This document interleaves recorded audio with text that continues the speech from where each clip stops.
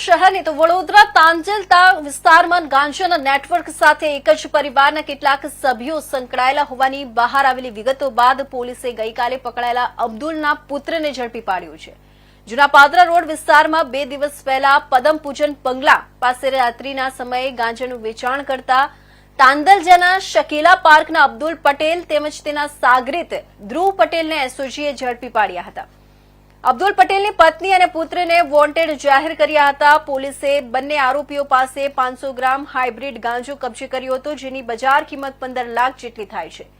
પૂછપરછ દરમિયાન ગાંજાનો જથ્થો અબ્દુલનો પુત્ર આદિબ લાવ્યો હોવાની અને અબ્દુલની પત્ની જરીનાને આપ્યો હોવાની વિગતો ખુલતા બંનેને વોન્ટેડ જાહેર કરવામાં આવ્યા હતા।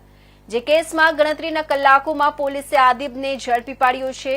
22 લાખના હાઇબ્રિડ ગાંજાના કેસમાં પણ આદિબ પકડાયો હતો।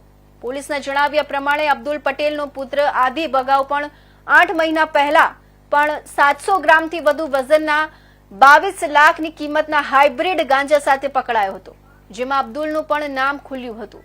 અબ્દુલ સામે અગાઉ પણ 4 કેસ થયેલા હતા અને છૂટ્યા બાદ ફરીથી આ જ ધંધો કરતો હતો।